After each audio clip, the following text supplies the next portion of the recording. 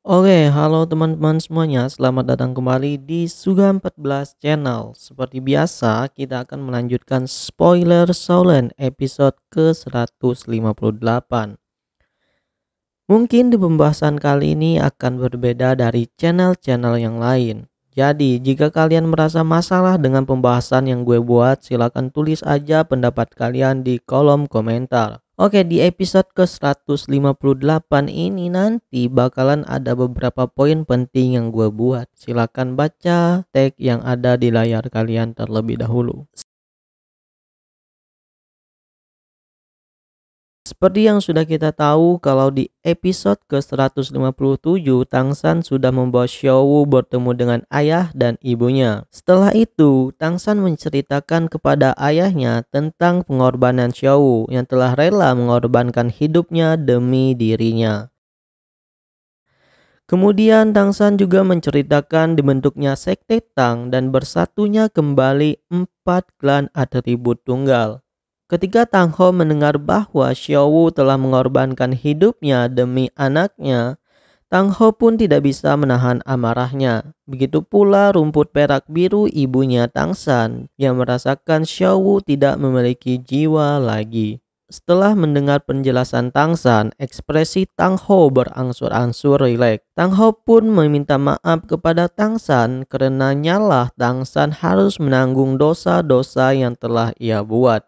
Tang Ho pun menyarankan Tang San agar memperlakukan 4 klan atribut tunggal dengan baik. Mendengar perkataan ayahnya, Tang San pun menggelengkan kepala. Ia mengatakan bahwa itu semua bukanlah salah ayahnya. Kemudian Tang San meyakinkan ayah dan ibunya. Dia berjanji bahwa suatu saat nanti dia akan membangkitkan Xiaowu sepenuhnya lagi. Selain menjenguk ayah dan ibunya, Tang San juga mengungkapkan maksud lain dari kedatangannya kali ini.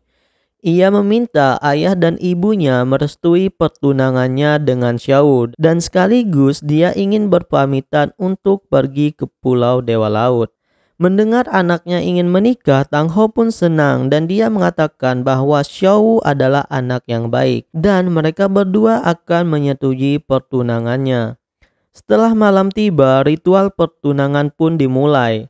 Xiao yang awalnya tidak memiliki jiwa sekarang telah menyatu kembali dengan tubuh aslinya. Xiao merasakan kehadiran ibunya yang telah pergi dan ibu Tangsan yang saat ini. Ia merasakan aura yang begitu besar antara ibu Tangsan dan ibu milik ibunya. Rumput perak biru ibu Tangsan juga mengeluarkan seutas benang yang perlahan-lahan berubah menjadi sepasang cincin pertunangan. Melihat itu, Tang Ho tersenyum dan mengatakan kepada Tangsan itu adalah hadiah dari ibunya. Oke teman-teman, saat pertunangan itu sedang berlangsung nanti bakalan ada banyak flashback mulai dari awal pertemuan Tangsan dan Xiaowu sampai dengan pengorbanan Xiaowu untuk Tangsan. Oke, kita akan skip aja untuk flashbacknya, nggak usah gue jelasin panjang kali lebar. Di sisi lain, di klan Kibolioli terjadilah diskusi mengenai keberangkatan Rongrong. Ayah Rongrong dan Daulo Pedang setuju mengenai kepergian itu. Sedangkan Daulo Tulang merasa enggan untuk melepaskan cucunya itu. Tapi setelah penjelasan Neng Fingzi dan Daulo Pedang, ia pun harus rela melepaskan cucunya pergi ke Pulau Dewa Laut. Oke, kita akan masuk ke pembahasan yang lain yang mana di Akademi Shrek. Setelah mereka masuk ke Akademi Shrek, Daimubai segera menanyakan kepada Ma Hongjun apa yang sebenarnya terjadi pada Xiaowu. Mendengar itu, Ma Hongjun tidak bisa menahan amarahnya dan mengatakan kalau bukan karena bajingan Aula Wuhun, bagaimana semua itu bisa terjadi. Mendengar Aula Wuhun yang melakukan semua itu, amarah Daimubai pun memuncak. Dari kejauhan terlihat Grandmaster dan Chenshin masuk ke ruangan itu, sekaligus menghentikan amarah Daimubai. Kemudian Grandmaster mengatakan, tidak ada gunanya marah-marah. Jika kalian ingin melawan Aula Wuhun, cara satu-satunya adalah meningkatkan kemampuan kalian semua ke tingkat Daulo. Dengan begitu, kalian semua bisa membalas dendam kepada Aula Wuhun, kata Grandmaster kepada murid-muridnya. Mendengar perkataan Grandmaster, mereka semua hanya bisa terdiam. Tapi terlihat dengan jelas, mereka semua memiliki tekad yang sangat kuat untuk terus maju. Kemudian Grandmaster menambahkan sebelum mereka pergi ke Pulau Dewa Laut, mereka harus melakukan latihan tarung demi meningkatkan kembali kerjasama tim seperti dulu. Dan Grandmaster berharap mereka semua dapat memahami kemampuan terbaru setiap anggota tim. Walaupun Tang San dan Xiao Wu belum kembali, latihan tanding akan dilakukan sekarang, kata Grandmaster kepada 5 anggota Strike Seven Devil yang tersisa. Kemudian Ma Hongjun menanyakan kepada Grandmaster, apakah ia berencana menggunakan senior Chenshin untuk latihan tarung mereka. Ma Hongjun menganggap itu semua agak menakutkan. Sepertinya sudah kita tahu kalau kesenjangan antara level 97 ke atas itu terlalu besar. Bai Chen Xiang melirik ke arah Patty. Ia bingung kenapa Ma Hongjun begitu takut. Ia menganggap itu hanyalah sebuah pertandingan biasa dan bukanlah musuh yang sebenarnya.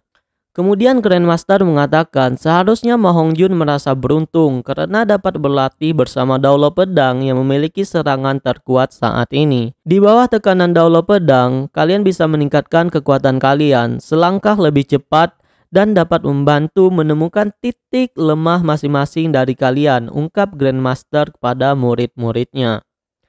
Kemudian Ning Rongrong tertawa, meminta kakek pedangnya agar tidak terlalu serius untuk mereka. Walaupun mendengar permintaan dari cucunya, Daulo Pedang tidak akan menghiraukan itu. Daulo Pedang tidak akan bersikap santai dan mengatakan kepada cucunya dia sekarang adalah lawannya. Setelah itu Daulo Pedang juga mengatakan, jika Oscar tidak bisa melindungi Rongrong dengan baik, maka dia tidak akan membiarkan Rongrong pergi bersama Oscar ke Pulau Dewa Laut. Mendengar kata-kata Daulo Pedang, Oscar yang awalnya biasa-biasa saja sekarang mulai serius. Begitu pula dengan 4 anggota Strike Seven Devil lainnya.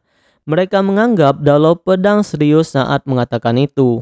Kemudian Grandmaster meminta Bai Chen Xiang agar tidak perlu ambil bagian dalam pertarungan kali itu dan memintanya untuk mundur. Walaupun agak marah, Bai Chen Xiang menuruti perkataan Grandmaster.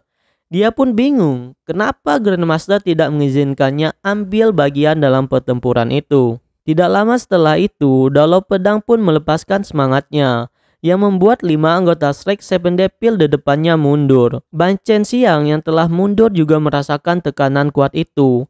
Ia pun segera menyadari alasan kenapa Grandmaster tidak mengizinkannya mengambil bagian dalam pertarungan itu. Merasa tekanan yang kuat, 5 anggota Strike Seven Devil juga mengeluarkan semangatnya. Grandmaster menyadari betul kekuatan Dai Mubai sudah meningkat jauh lebih baik. Dia sekarang sudah berada di peringkat 65. Saat mereka ingin bertarung, tiba-tiba dari kejauhan terdengar suara yang menghentikan mereka. Itu adalah Tang San dan Xiao Wu yang telah kembali. Lalu Tang San mengatakan bagaimana mungkin ia absen dari latihan itu. Terlebih lagi senior Chenshin yang akan menjadi lawan mereka. Kemudian teman-temannya pun menyambut mereka berdua dengan hangat. Sedangkan Xiao Wu tidak ikut dalam pertarungan itu. Nah, di sini teman-teman gue nggak akan menjelaskan detail dari pertarungan tersebut, kayak menggunakan jurus apa gitu dan mengapa gitu.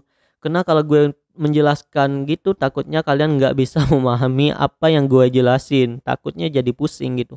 Oke, so lanjut aja, dikit aja pokoknya ya. Intinya dari pertarungan tersebut, mereka 6 anggota Strike Seven Devil kalah telak dari Daulo Pedang.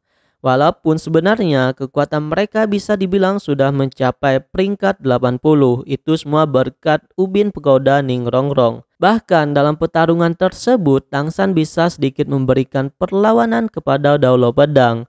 Namun, itu semua tidak cukup untuk mengalahkan Daulo Pedang. Walaupun kalah, Grandmaster merasa puas melihat latihan itu. Ia menganggap bahwa koordinasi 6 anggota Strike Seven Devil yang sekarang ini perlahan-lahan membaik dan dapat meningkatkan kekuatan mereka satu sama yang lain.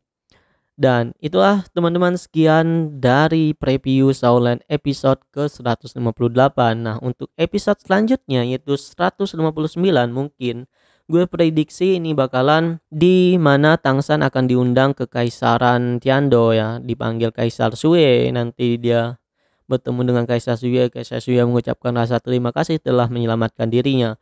Setelah itu, maka Tang San akan melanjutkan perjalanan ke Pulau Dewa Laut ataupun pergi ke Pulau Dewa Laut. Dan sekian, terima kasih.